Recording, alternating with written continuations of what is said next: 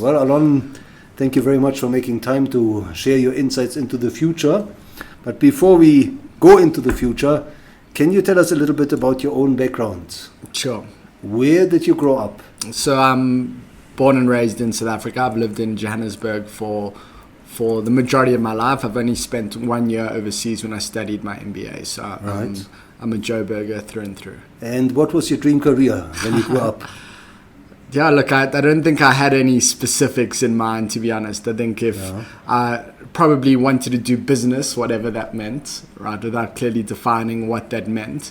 When I finished school, I was actually going to enroll in accountancy because obviously did accounts through high school, and I found it interesting and did relatively well in it. I was also relatively good at maths. And then I happened to hear that actuaries were people who got paid a lot of money. Then because of that, without understanding what an actuary does or having spoken to an actuary at depth, which is not the right way to choose a career, instead of enrolling for accountancy, I actually enrolled for actuarial science. So I studied my undergrad in actuarial science and mathematical statistics. At WITS? At WITS, yeah. With the view of becoming an actuary. And I found the course obviously very interesting, and I think what I enjoyed about it is it gave you a very structured approach to problem solving, and it taught you how to break down problems down to first principles, which I think still helps me today. But I didn't like the theoretical world that actuaries lived in. I wanted something more tangible, more practical, or something which I considered to be more practical. So I actually went on to study advanced mathematics of finance, hoping that would be a bit more real world, right, versus what I felt to be theoretical in the actuarial world. And that was also interesting, and I think what it did do is opened up the world of banking to me as a potential career path.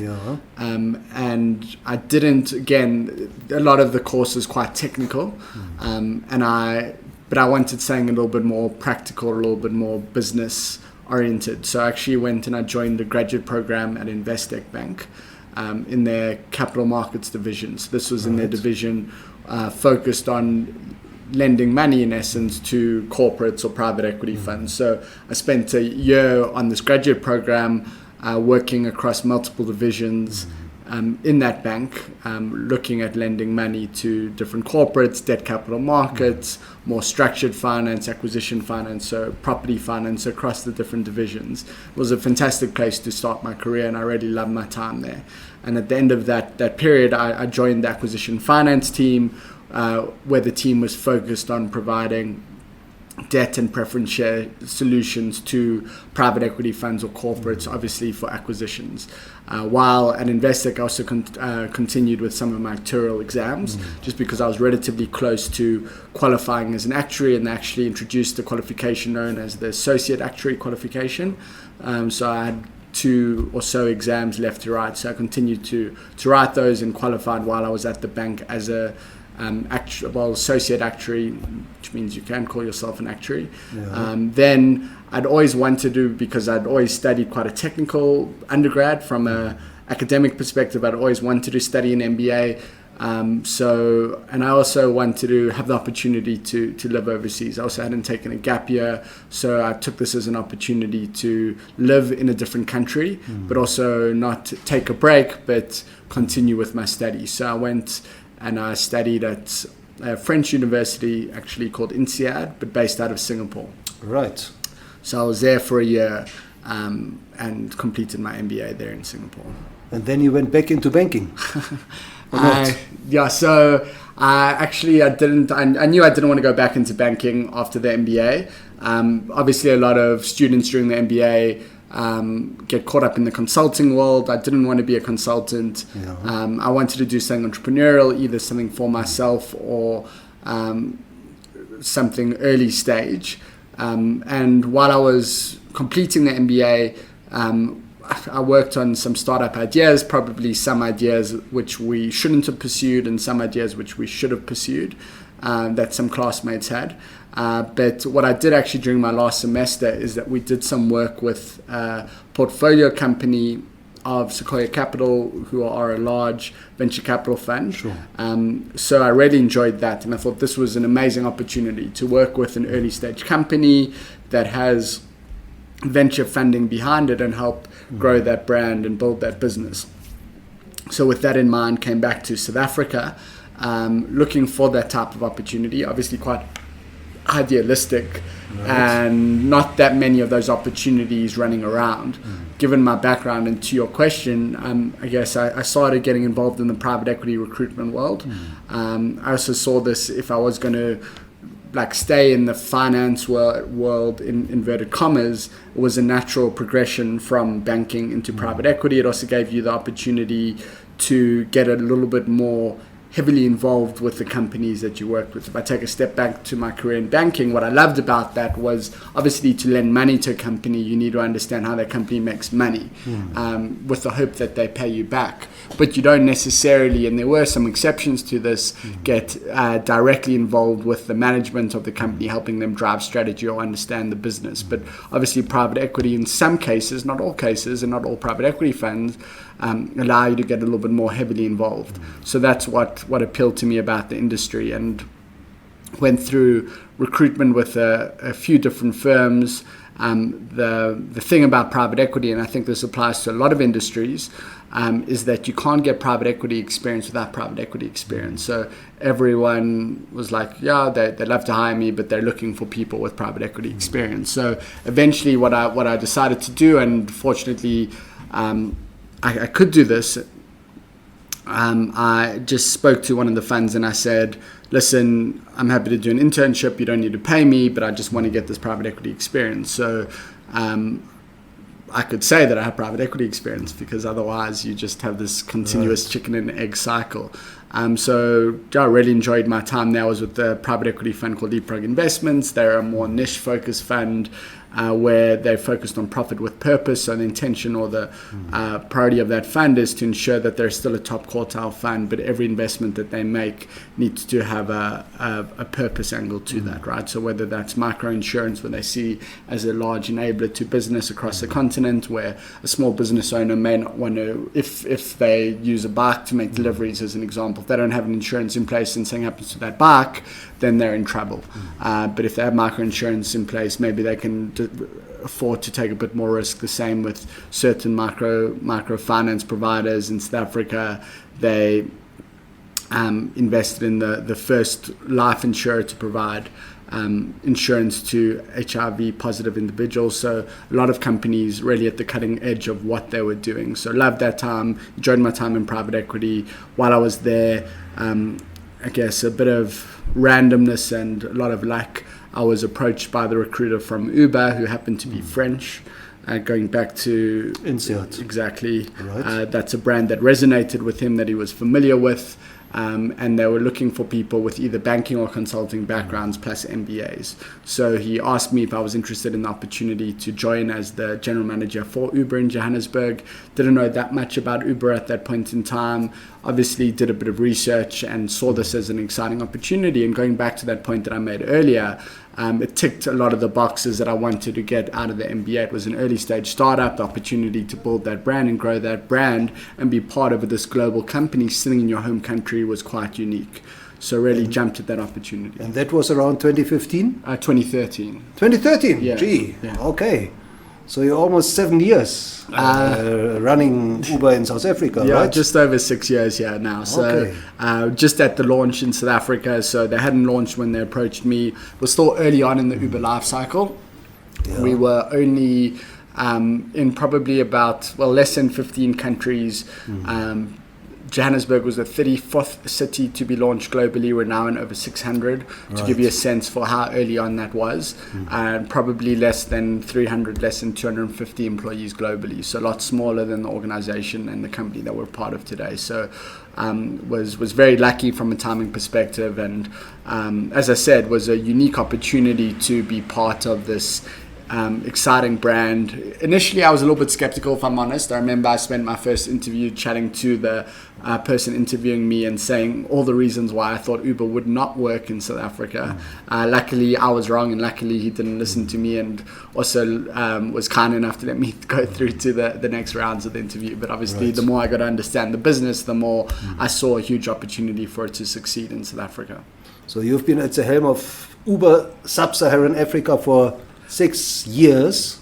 Yeah, so initially started off as the general manager in Johannesburg, but took on the role of Sub-Saharan Africa in May or so of 2015. So yeah, going on 4.5 years in that position. So Alon, can you share a couple of highlights during that journey?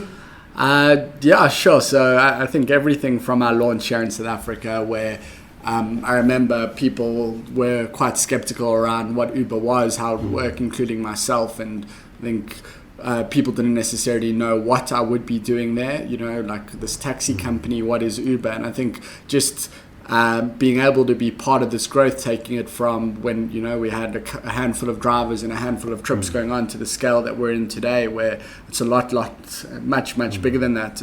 We've got over or close to 60,000, over 59,000 driver partners making use of the technology across the continent. There are over 2.3 million riders making use of our technology on a regular basis. So it's a pretty sizable business.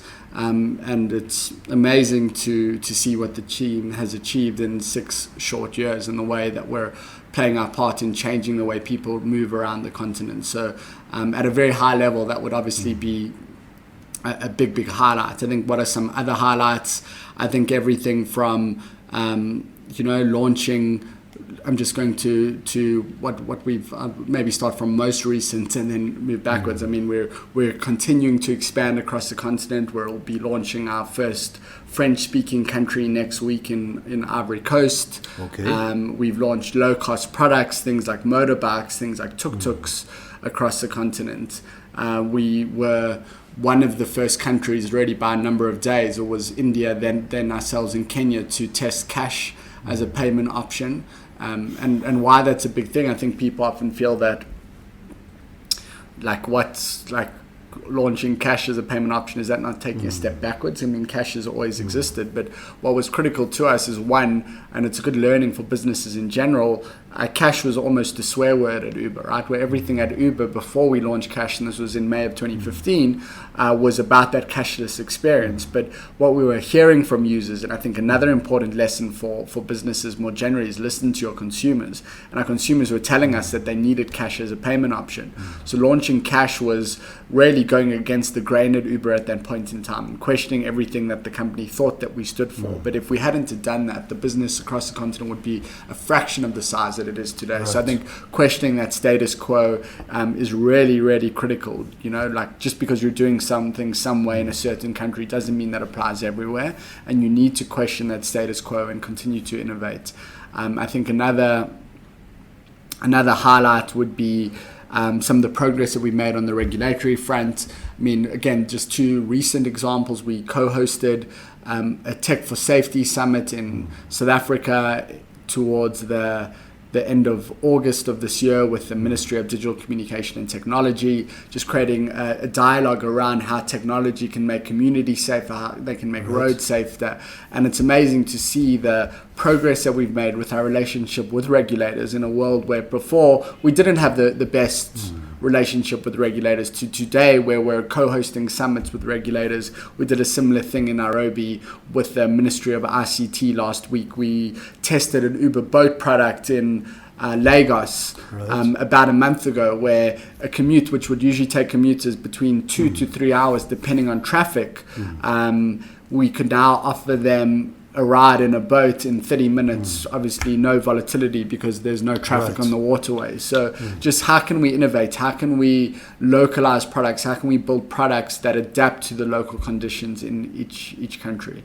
So Alon, what would you say have been the reasons why South Africans have been so receptive to Uber, despite the resistance from the local taxi industry? Yeah, so I think it's a couple of things. I think the first is, if you compare a South African city to a city like New York or London, there are a number of transportation options available to you. So you could take the tube or the underground, you could take a bus, you could take a taxi, you could drive your car. But in the South African context, that right now in South Africa, we only cater to the segment of the market who would ordinarily rely on their own private vehicle. In a lot of cases, without your private vehicle, if you think back to life before Uber, you would feel trapped. You would need to phone a friend or a family member and make a plan for them to pick you up. Or if your car was going in for a service, as an example, you'd have to wait for that shuttle and then drop multiple people off. Whereas now, I think people can rely on Uber as an alternative to car ownership. And I mean, I'm obviously a little bit biased, but I've heard a number of examples of people like me where people either do not own a car, or a family of two will choose to have one vehicle where one person Ubers or they rotate. So I think there is an alternative to car ownership. I mean, I love my time in the Uber in the mornings where I can make phone calls, I can respond to emails, I don't need to worry about traffic, I don't need to worry about parking. It becomes productive time that I'm getting back. And also from a financial perspective, it is quite affordable to use Uber. If you had to think about, I don't know, probably traveling around 8 kilometers in each direction would cost you about 80 Rand each day with Uber.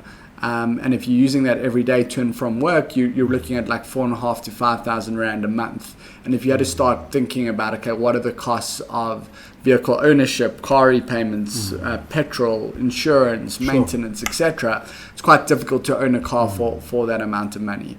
Obviously, it depends on what your usage of the vehicle. If you're someone who's in meetings every day, multiple times, long distances, it may not work for you. But we're seeing an increasing number of people who are choosing Uber as an alternative to car ownership, and also just using it as a alternative when maybe they're having something to drink, or they don't feel like driving, or they don't have access to their car on their particular day. So I think the response has been really, really great.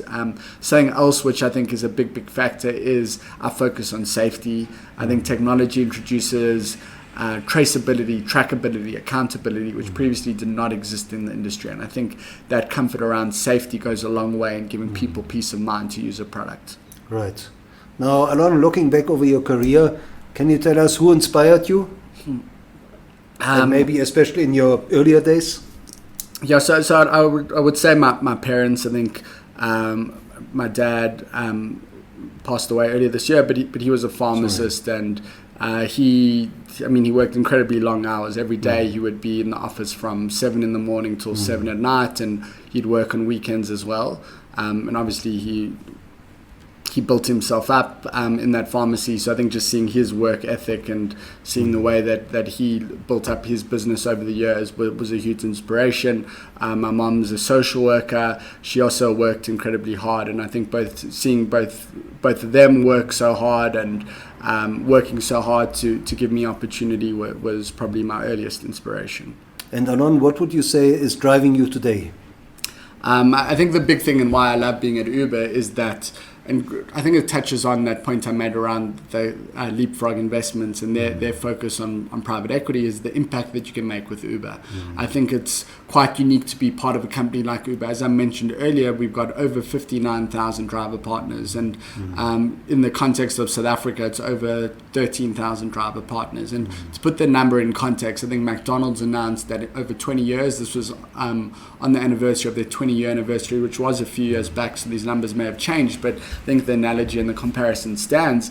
They created over 10,000 jobs in South Africa, whereas in a period when we released these numbers, it was 5 years, we'd created over 12,000, 13,000 economic opportunities on the continent. That's unique, and unfortunately we know that unemployment's a reality, right? And I think we need to find new ways to create economic opportunities for individuals in the country. And if you look at the taxi industry, and I'm talking about the meter taxi industry here, obviously, not the minibus taxi industry. It was not as big as the industry is today, given the benefits that technology brings in, being reliability, safety, accountability. So I think it's about making opportunity when that opportunity previously did not exist, and I consider that to be quite a unique opportunity. And maybe going back to some of my highlights, I think some of my highlights are chatting to some of the drivers, or getting on a trip and bumping into a driver who's been around from 5 years ago or 6 years ago, and hearing that it's something that's still working for them, that they're looking to grow their businesses, or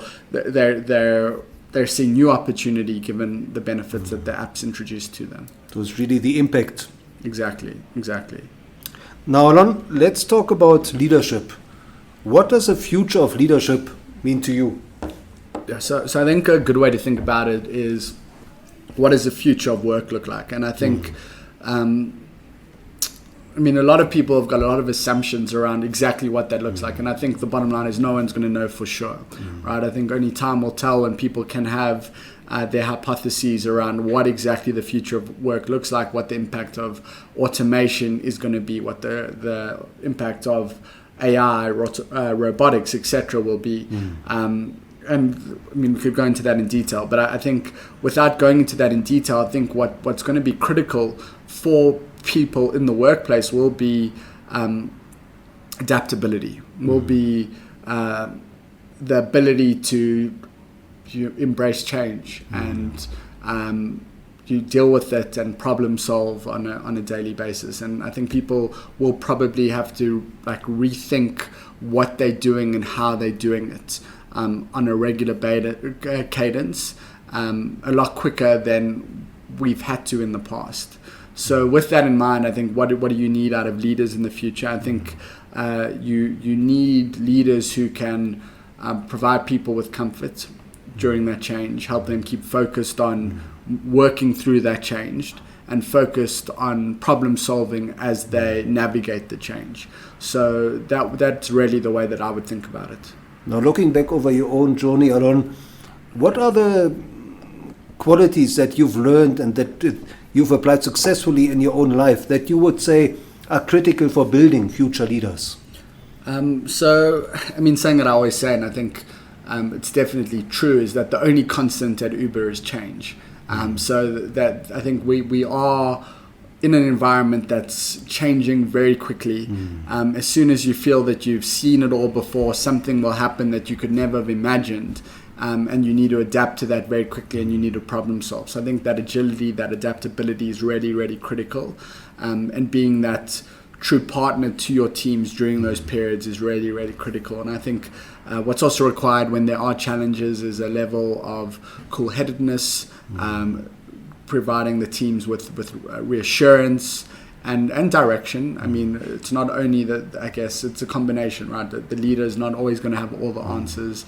In a lot of cases, the answer is going to come from the team, but creating that environment where you can problem solve and you can come up with ideas and put forward solutions is really the job of the leader during those challenging times. Now, Alon, when you speak to aspiring leaders and maybe to your own team members, what is it you tell them? How should they handle and navigate social media to build their own brands? Yeah, so look, I think it depends on the individual. I think for some people, they really love social media and putting their own brand forward and building their own brand on social media. And that's great, and that's something which I definitely encourage. For other people, they may not be that comfortable doing that. I think what's important across the board, and maybe this goes to a trait, and less about the channel, whether that's social media or beyond that, is storytelling. I think you need to tell your story, right? And you need to let people know who you are, and the best way to do that is through storytelling. So do you apply storytelling at Uber? I think we try to. I think something else which we often say is storytelling using data. I think we're a unique company in that we have access to huge amounts of data. And the data is only useful depending on how you use it. Right. And I think for me, it's not necessarily the data and the output. You can put up very pretty graphs, but if you're not telling us the so what, then what good is the data? So for me, it's more about the so what. And I think that applies to, what are you doing, how are you learning, and what can you do with all those things. Right. Now, Alon, when it comes to mentorship, can you maybe share whether you had a mentor in your own life that had an influence on your career? So I wouldn't say I've had one mentor that I've gone to on a consistent basis. I think I've got a lot of close friends who I spend a lot of time chatting to. My wife's obviously another person I spend a lot of time. my wife today, but we've been married for 4 years, been together for over 12 years. So someone who's been very much part of my life, well, my entire adult life.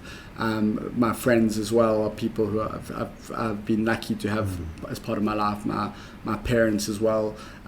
So I think it would be a combination of those people. I think there are people, when I was looking at careers, especially when I was in university, looking to go into the workforce, who I'd reach out to and try to get a sense for what they were doing and what their days were like, and that type of thing. So I guess less mentors on an ongoing basis in that capacity, but more thought leaders, right, or experts, right? And I think that's something for people to consider. Is if there's a topic that is of interest to you, then maybe reach out to that person, try get some time with them. And I think what's been consistent to me is that in most cases, and I'd say this is most cases being 8 or 9 times out of 10, if you explain to people why you want to meet and give them a bit of a sense for who you are, there's usually a willingness and an openness from people to set aside time and make that time to connect. Right. I think the mentorship side's been more on a personal relationship side with close friends or relatives, and the advice piece is coming more from experts depending on what the situation is. Now, Alon, looking at your career, there seem to have been a couple of turning points where your career could have gone a different way, and you decided obviously to take it this way. Speaking to future leaders or advising future leaders, how would you advise them? How should they evaluate and analyze their own turning points? Yeah. So I think it can be quite pressurizing. Like if I think back to some decisions that I've had to make, I think back and I would really, agonize over the decision. Going back to that decision around what I would study at university, I was actually in the queue with a friend at Wits, about to register for accounting, when I just decided, for no really good reason, to not do that and enrolled for the BSc in actuarial science. So I think you can put a lot of pressure on yourself, but the advice that I would give to people, and something which I try and tell myself, is that you need to make decisions based on the information that you have today, and trust yourself that you're making the right decision. And also trust that in the long term things will have a way of working out. Maybe it's a slightly different route that you're taking to get to where you need to go, but ultimately you'll arrive in the place that you need to be. So that's I think the biggest piece of advice that I would give people. I think the other piece is that it's twofold, right? That if you make a decision, back a decision. But if you make a decision and new information comes to light, so let's assume that it's a new job, right? You make a decision, decide that, well, this is the right job for me. And 6 months down the line, you realize that it's not the job for you. Obviously, perseverance is important, right? And you do need to know that you've tried things and you've given it your best shot to succeed. But if you've tried those things and it's not the right place for you, you can make a change. So don't feel like you're trapped at that point and you need to go down a particular route, right, because you've made that initial decision. Now, Alon, are there any role models of leadership or maybe books about leadership that you would recommend future leaders should study? Yeah, so I think, there are obviously, a number of leaders who I admire. I think in the business world, someone like Elon Musk is a really fascinating character. I think, he's really pushing the limits across industry. I think he's also, proven himself multiple times in different scenarios, and in a lot of cases has been doubted by other people.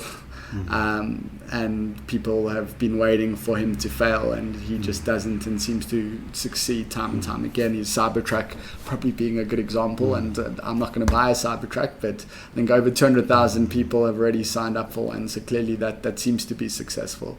I think another leader in the business world that I look up to is our current CEO, Dara. I think he's really come in with a different mindset. He's very authentic, cares about everyone in the business. He cares about doing the right thing as a company, and he's invested the time in the company, in the people, in relationships with other stakeholders, being regulators, driver partners, which I think is something historically as a company we did not do enough of, in resetting that relationship. I think if I look to leaders more broadly, and maybe somewhat cliched, but I think just I've become interested in like history and world wars, and I think Winston Churchill and the way that he came into power during the Second World War, and I think really played a pivotal role in thankfully ensuring that the war was won by the Allies. I think his leadership, with his back against the war, with the odds against the Allies, is really something to admire. So Alon, how can our listeners reach out to you, and where should they connect with you? So the best places, I would say, either Twitter, where my handle's Litsvinnig, so that's LITS VINNIG. So look for me there, or just on email. Maybe this is an easier one to spell. If you send me an email, I will respond. Maybe I'll take a bit of time, but it's Alon, ALON, at uber.com. So a pretty short and simple email address is probably those are the two best places. Email probably being preferable, just because you can put a bit more context in that email, and I will do my best to get back to you in a couple of days. Right. And last but not least, Alon, is there one piece of advice that you would really like to convey to future leaders that they should implement in their own life? I think a big thing is speaking to your teams. I think like you can sit there and think you have all the answers, right? But if you're not speaking to your teams and understanding what it's like for them, right? What's working well, what's not working well, then you're going to be missing a big part of the story. Well, Alon, thank you so much for sharing your insights and your wisdom into the future, and for helping us to build a better and safer future. Thank you. Thanks for having me.